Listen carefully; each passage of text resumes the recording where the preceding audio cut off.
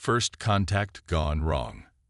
Dr. Sarah Chen never imagined her groundbreaking work in xenolinguistics would lead to this moment. The massive Arcadian vessel loomed before the United Earth diplomatic shuttle, its crystalline surface refracting starlight in mesmerizing patterns.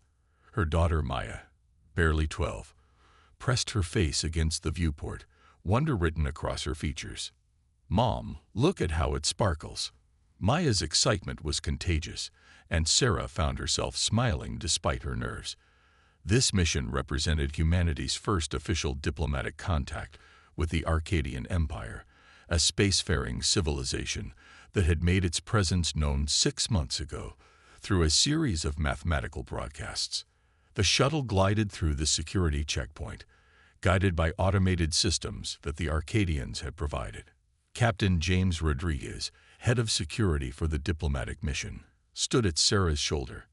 "Everything looks good, Doctor. Your linguistic framework is already helping us decode their cultural protocols." Sarah nodded, but something in the Arcadian ship's design troubled her. The architecture seemed to emphasize dominance rather than welcome, all sharp angles and towering structures that made approaching vessels feel small and insignificant. She'd learned to trust these instincts during her years, studying alien communication patterns. The diplomatic team consisted of 12 humans, linguists, anthropologists, military observers, and political representatives. Maya hadn't been part of the original manifest, but after Sarah's spouse died unexpectedly 3 months ago, she couldn't bear to leave her daughter behind for the 6-month mission.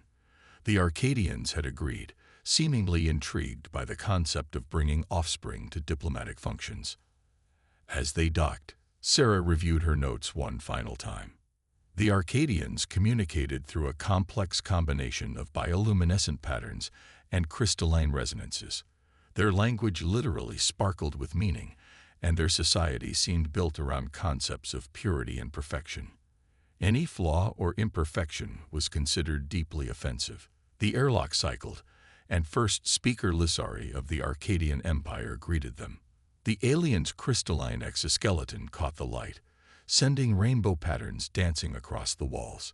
Its translator unit converted the sparkles and chimes of its native speech into English. "Welcome, representatives of Earth. Your presence honors the Empire." The formal greeting matched their expectations, but Sarah noticed something odd in the light patterns rippling across Lissari's surface, frequencies that suggested agitation or disgust.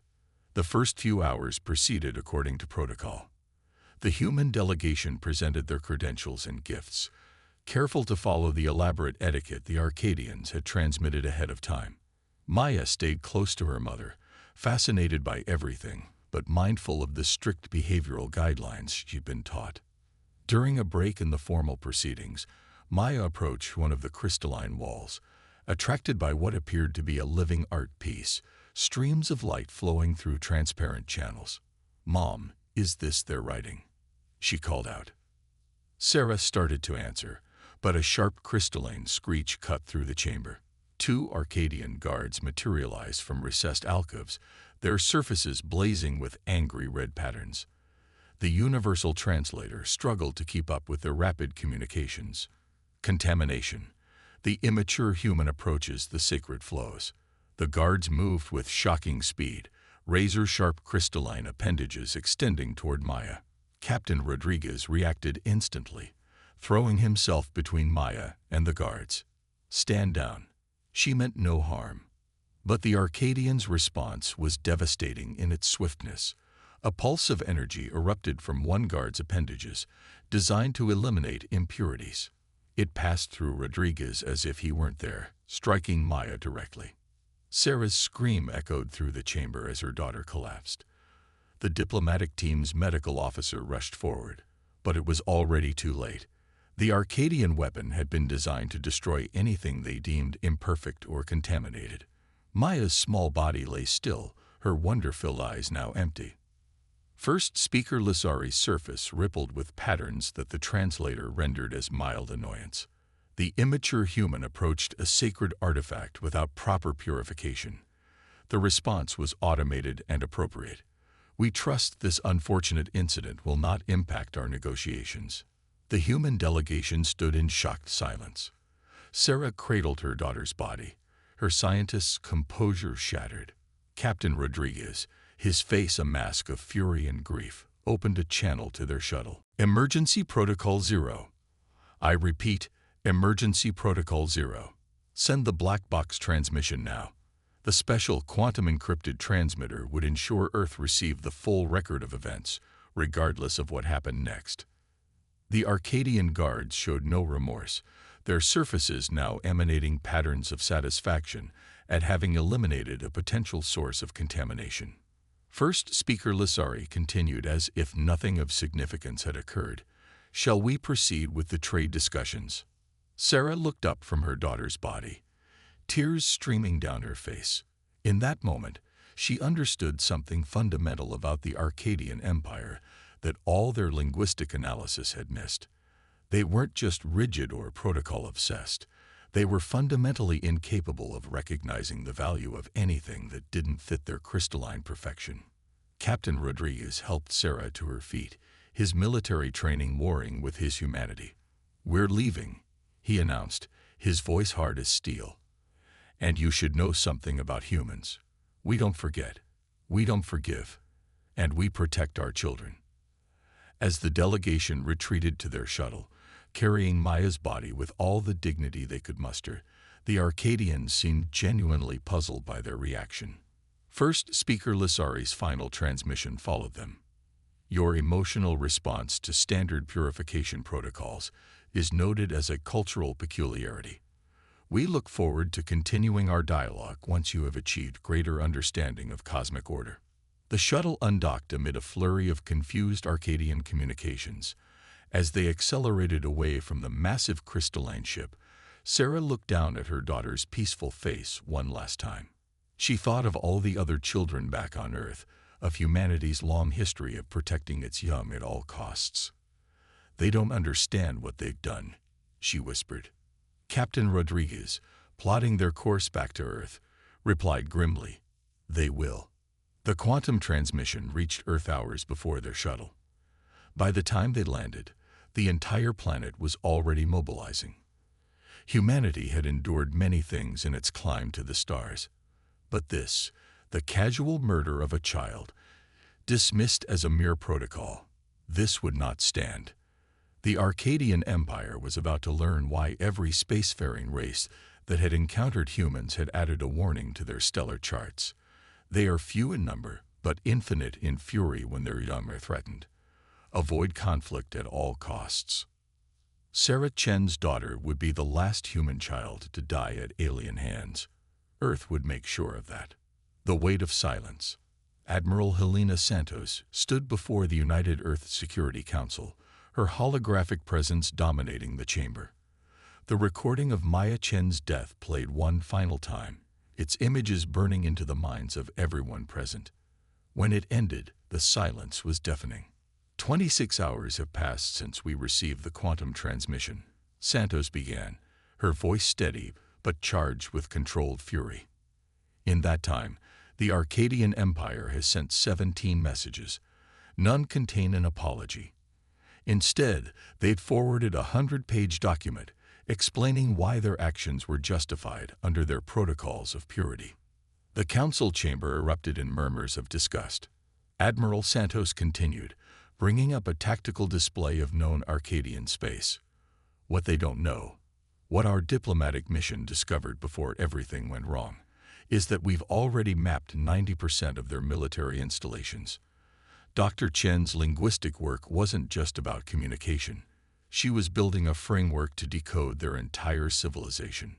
Sarah Chen herself sat in the chamber's front row, her face carved from stone. She hadn't shed a tear since returning to Earth, channeling her grief into work. Now she stood, addressing the council for the first time. "The Arcadians believe themselves to be perfect," she said, her voice carrying clearly through the chamber. "Their entire society is built around eliminating what they see as impurities. They don't view Maya's death as murder. They see it as maintenance, like removing a virus from a computer system." She paused, letting that sink in. "And they won't stop. Their expansion patterns show they're systematically purifying every system they encounter. Admiral Santos nodded grimly. Which brings us to humanity's response. The 7th Fleet has been mobilized under Operation Stormbreaker. But before we proceed, you need to understand what we're dealing with. The tactical display shifted, showing the Arcadian military strength. Their ships were beautiful, crystalline constructs that seemed to grow rather than be built.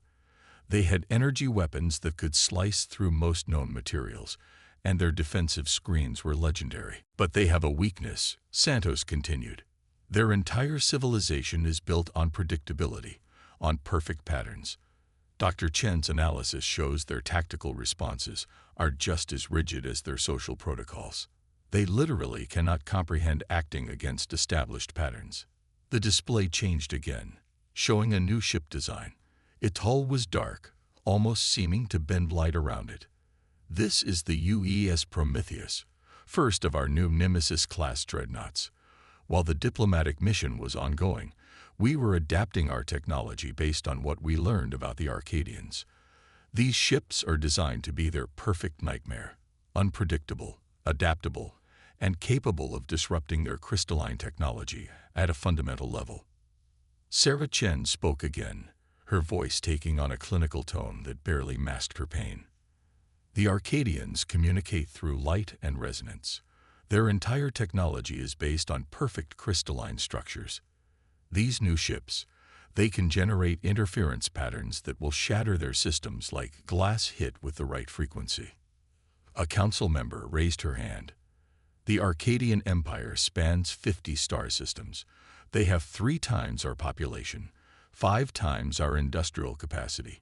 Even with superior technology, how can we hope to prevail? Admiral Santos smiled, but there was no warmth in it, because we understand something they don't. Something Maya taught us all. She paused, looking at each council member in turn. The perfect is the enemy of the good. Humanity's greatest strength isn't our technology or our numbers. It's our ability to adapt, to embrace imperfection, to learn from our mistakes. The tactical display shifted one final time, showing the planned operation in its entirety. It was bold, perhaps even reckless, but it had a brutal elegance to it. The Arcadians would expect a traditional military campaign. Systematic, predictable, following the established rules of warfare they'd observed in other species. They wouldn't get one. We're going to hit them everywhere at once, Santos explained. Small, fast attack groups striking seemingly random targets. No pattern, no predictability. Their military doctrine requires them to respond to each threat according to rigid protocols. By the time they realize what's happening, their forces will be scattered, trying to defend against shadows. Sarah Chen stood again, and this time there was something terrible in her expression. I've prepared a message to be broadcast to every Arcadian world as the operation begins. It explains in their own language of light and crystal exactly why we're coming. It ends with an image of Maya, of her wonder at seeing their ship for the first time. Her voice cracked slightly. They need to understand what they destroyed. The council deliberated for less than an hour. The vote was unanimous.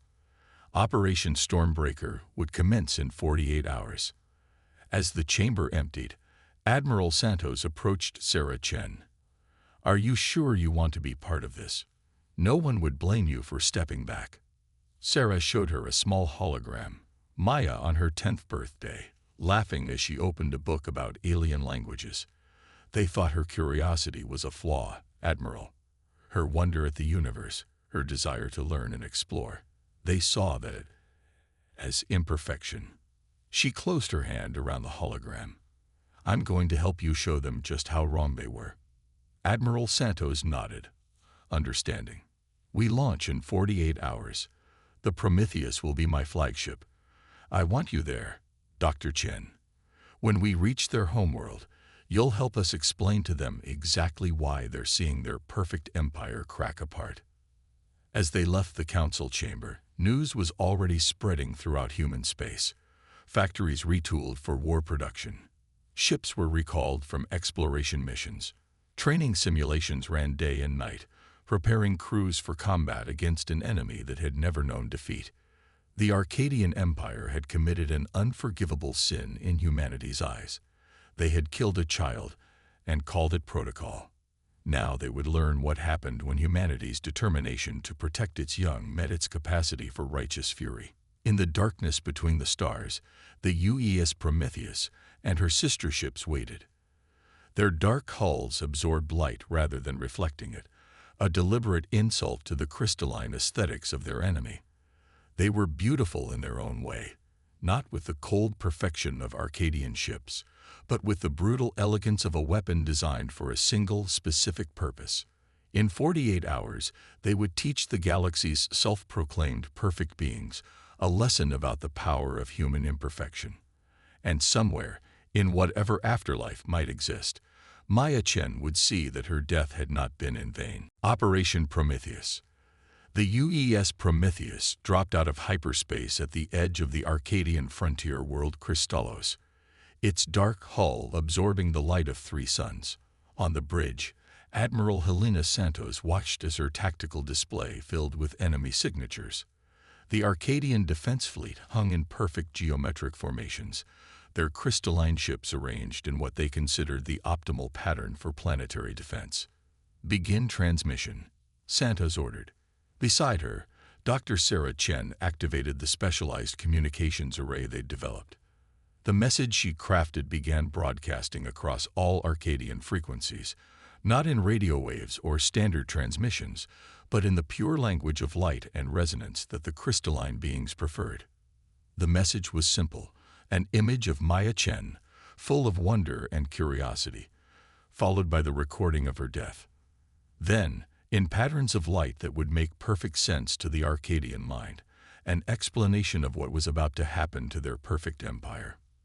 "They're responding," Sarah reported, her voice clinical as she translated the incoming patterns. "They're confused. They're saying this is an inappropriate use of their sacred communication protocols." Admiral Santos allowed herself a grim smile. "Show them inappropriate. All ships, execute pattern 0. The human fleet moved, but instead of adopting standard military formations, each ship chose its own vector, its own speed, its own attack pattern. To the Arcadians, it must have looked like chaos, ships moving without regard for tactical doctrine or battlefield geometry. The Arcadian fleet's response was exactly what they predicted. Following their rigid protocols, they began adjusting their formation to create the theoretically perfect counter to each individual human ship. But there were too many different threats, too many patterns to analyze and counter. "Their command and control network is trying to compensate," Sarah reported, watching the light patterns fluctuate across the enemy fleet. They're actually trying to debug their tactical systems. They think this has to be a malfunction because no civilized species would fight this way." The first shots were fired. Human ships unleashed their new weapons, not the traditional energy beams or kinetic projectiles the Arcadians were prepared for, but waves of destructive interference that turned their crystalline hulls against themselves. Ships began to shatter, breaking apart not from external damage, but from internal resonances that destroyed their perfect crystalline structures. Multiple enemy ships experiencing catastrophic structural failures, the tactical officer reported. Their defensive screens are useless against the resonance weapons. But the Arcadians weren't defeated easily.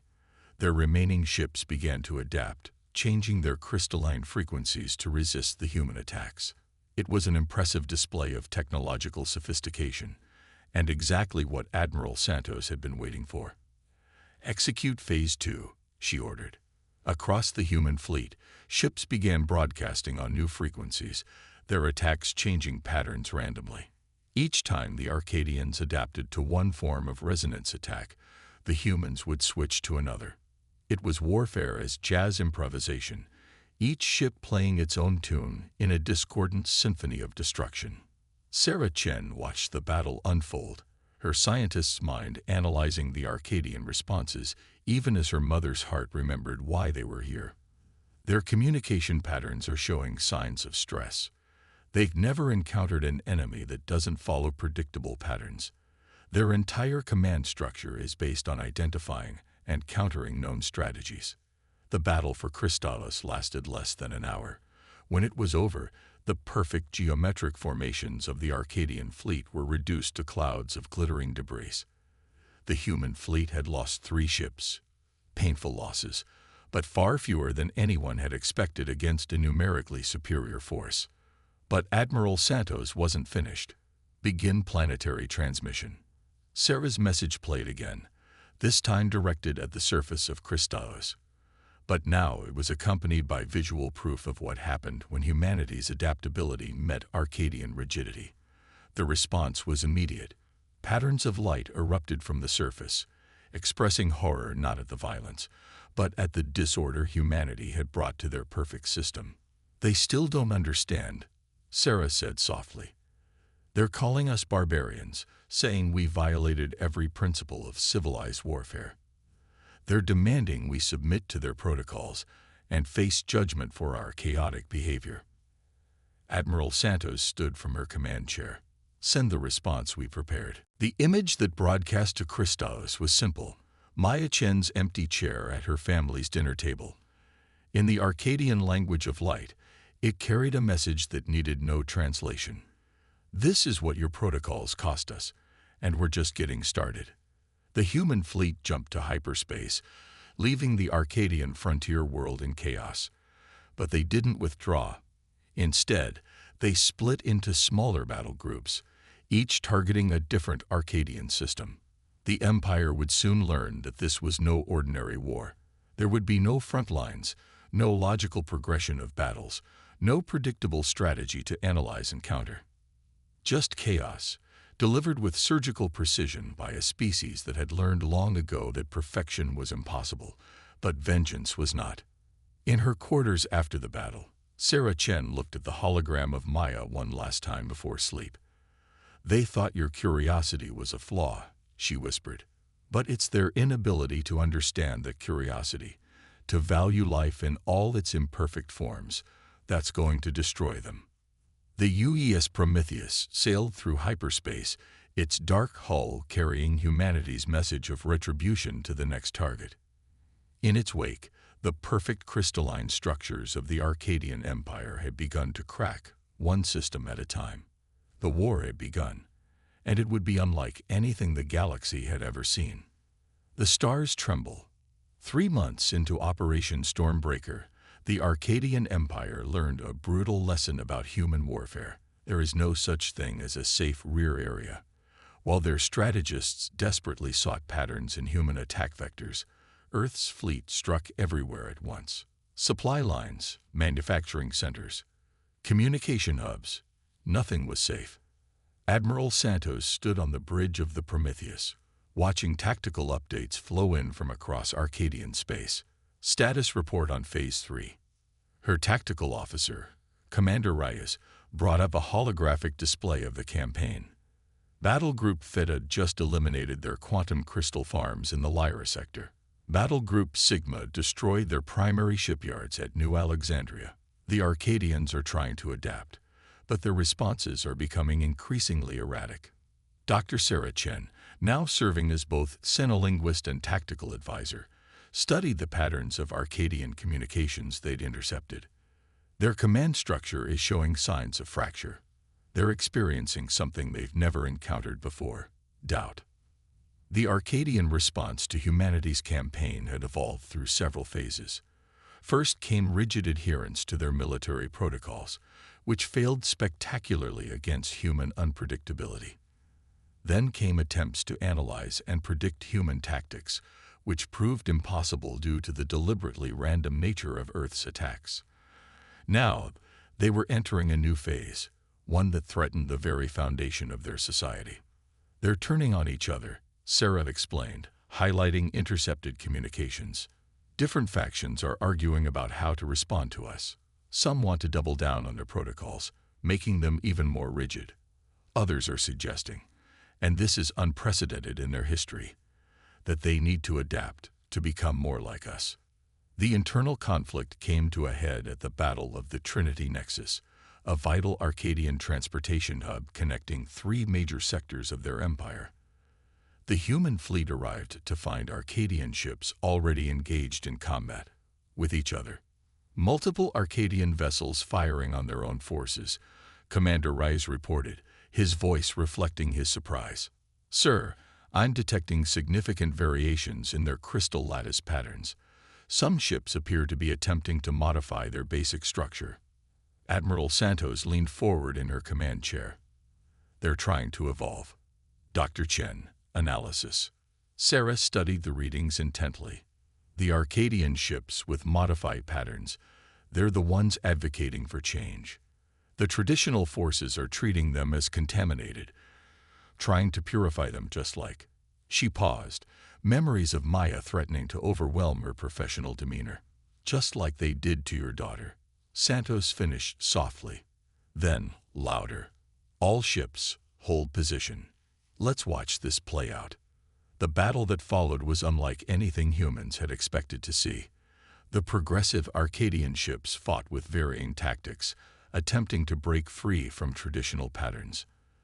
The conservative forces responded with increasingly desperate attempts to maintain order, to enforce purity through violence. "Send the message," Santos ordered. Sarah activated their specialized communications array one more time. But instead of threats or demands, they broadcast something else. Historical records from Earth's databases. Images of human civilization evolving, adapting, surviving catastrophes by changing and growing. The message was clear: change or die. The effect was electric. More Arcadian ships began breaking formation, their crystalline structures shifting as their crews chose adaptation over extinction. The conservative forces, outnumbered and outmaneuvered by their own kind, were forced to retreat. In the aftermath, something unprecedented happened. An Arcadian ship, one of the modified ones, approached the Prometheus under a flag of truce. Its communication patterns were different from anything they'd seen before, combining traditional crystalline structures with new, more fluid elements. "They're requesting direct communication," Sarah reported, her voice tight with emotion. They say they've reviewed the records of Maya's death. They want to understand why she approached their sacred flows. They want to understand curiosity."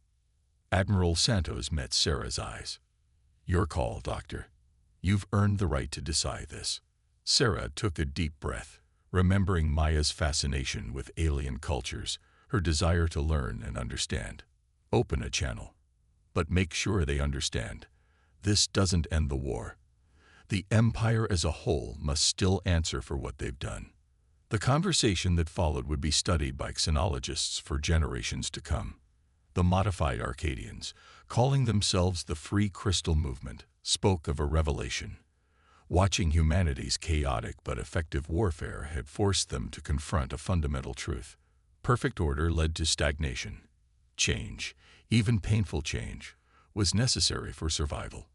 "We offer ourselves as intermediaries," their leader transmitted, its crystalline surface showing completely new patterns. "The Empire must change or it will shatter." Many are already beginning to see this truth. Admiral Santos considered their offer carefully. "Your empire killed an innocent child because she showed curiosity about your culture. You understand why we can't simply accept your word." The Arcadians' response was unexpected. Its surface shifted to display an image of Maya Chen, reconstructed from their records of that fatal day. But instead of focusing on her transgression, it highlighted her expression of wonder, her desire to learn. "We understand now that her approach to our sacred flows wasn't contamination, it was evolution." She represented what we had lost in our pursuit of perfection, the ability to look at something new and want to understand it rather than purify it. Sarah Chen fought back tears as she transmitted her response. "My daughter died because your people couldn't understand the value of imperfection. How do we know you've really changed?" The Free Crystal ships responded by doing something that would have been unthinkable months ago. They began to deliberately alter their crystalline structures, introducing controlled imperfections that created new patterns, new possibilities. We offer ourselves as proof, they transmitted. We will help you bring change to the Empire, by force if necessary. The old order must end, or we will all end with it. Admiral Santos looked at her tactical display, where reports of similar rebellions were beginning to appear across Arcadian space. The war wasn't over. The conservative factions still controlled the core worlds and most of the military, but something fundamental had shifted. "The stars are trembling," Sarah whispered, watching the tactical display. "Not from our weapons, but from the shock waves of change we've triggered." The human fleet accepted the Free Crystal Movement's offer of alliance, but remained vigilant. Trust would have to be earned. As they prepared for the final push toward the Arcadian throne world, Admiral Santos made a ship-wide announcement. "We came here seeking justice for one child's death. We may end up transforming an entire civilization. Remember Maya Chen, not just how she died, but how she lived. With curiosity, with wonder, with the desire to understand rather than judge. Those qualities, which the Arcadians once saw as flaws, may end up being their salvation." The next phase of the war would be different. No longer just a campaign of vengeance, but a revolution that would reshape the galaxy's understanding of perfection and progress. And somewhere in the vast darkness of space, the ghost of a curious young girl watched as her death became the catalyst for profound change. Legacy of Stars. The Arcadian throne world of crystalline prime hung in space like a perfect jewel, its crystalline cities refracting starlight in dazzling patterns. But today, those patterns were disrupted by weapons fire as the final battle for the Empire's future raged both in orbit and on the surface. Admiral Santos stood on the bridge of the UES Prometheus, watching as the combined fleet of human and free crystal vessels engaged the last bastions of Arcadian conservative forces. The space around the throne world was filled with the glittering debris of shattered ships, like a cruel parody of the stars themselves. "Status report," she commanded, her voice steady despite the chaos unfolding before them. "Free crystal forces have secured the outer defense rings," Commander Rice reported. "Their new hybrid tactics are proving extremely effective.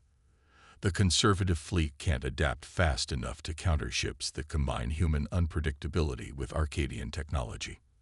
Dr. Sarah Chen worked at her station, monitoring the complex communications between allied ships. In the months since the Trinity Nexus battle, she had helped the Free Crystal Movement develop a new form of communication that merged their crystalline patterns with human-style flexibility. The result was something entirely new, a language of light and shadow, of order and chaos in perfect balance. "The Empire's High Council is broadcasting," she announced. They're requesting direct communication with us." Admiral Santos straightened in her command chair. "Put them through." The holographic display came to life, showing the crystalline forms of the Arcadian leadership. Their surfaces still showed the rigid, perfectly geometric patterns of the old order, but there was something different now, subtle imperfections, tiny fractures in their once perfect structures. "Humans of Earth," the High Speaker began, its translation carrying notes of both resignation and revelation. "We have reviewed all data from this conflict. We have studied the records of the Chen child's death. We have observed the success of the imperfect ones." The speaker's surface rippled with what might have been disgust, or perhaps wonder. "We request terms." Sarah Chen stepped forward, her voice carrying the weight of both personal loss and hard-won wisdom. "Terms. You killed my daughter because she showed curiosity about your culture. You dismissed her death as a simple matter of protocol. What terms could possibly address that?" The High Speaker's response was unexpected. Its surface shifted to display a new pattern, one that deliberately incorporated imperfections, asymmetries, variations. "We offer transformation. The Free Crystal Movement has shown us a truth we had forgotten, that perfection is not an end, but a journey. That curiosity, change, and even chaos have their place in the universe." Admiral Santos exchanged glances with Sarah before responding. You understand that any agreement must include guarantees. The empire as it was cannot be allowed to continue. We propose more than mere guarantees. Another council member transmitted. We propose integration. The free crystal movement has shown us a path forward, one that combines the best of both our cultures, order and chaos, perfection and progress, structure and freedom. The terms that followed were comprehensive. The Arcadian Empire would undergo a fundamental transformation. The rigid protocols that had led to Maya's death would be abolished.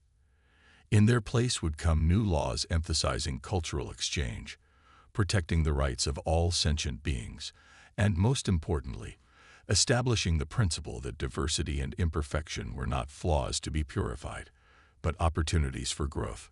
But humanity didn't simply accept their surrender, they demanded proof. Over the next several weeks, the transformation of crystalline prime became a symbol of the new order. The perfectly geometric cities were reshaped, incorporating organic elements and asymmetric designs.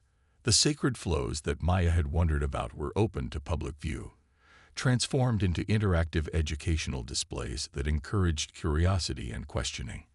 And at the heart of the capital, in a place of honor, a new monument took shape. It was a crystalline structure, but unlike anything the Arcadians had built before. It showed a human child reaching out to touch a flowing pattern of light, her face filled with wonder. Around the base, in both human languages and Arcadian light patterns, was inscribed, "In memory of Maya Chen, whose curiosity shattered our perfect prison and set us free." Sarah Chen stood before the monument on the day of its dedication, Admiral Santos at her side. Representatives from Earth and the transformed Arcadian society gathered to mark not just the end of a war, but the beginning of something new. She would have loved this, Sarah said softly, watching the play of light through the crystal. All she ever wanted was to understand, to learn, to connect. A member of the free crystal movement approached, its surface showing the new hybrid patterns that had become common among their people. "We have established the Maya Chen Initiative," it announced, "a program to encourage cultural exchange between our peoples, focusing especially on children. We want to ensure that curiosity is never again seen as a flaw to be purified, but as a gift to be cherished." Admiral Santos watched as human and Arcadian children, brought together by the new exchange program, approached the monument with wonder in their eyes.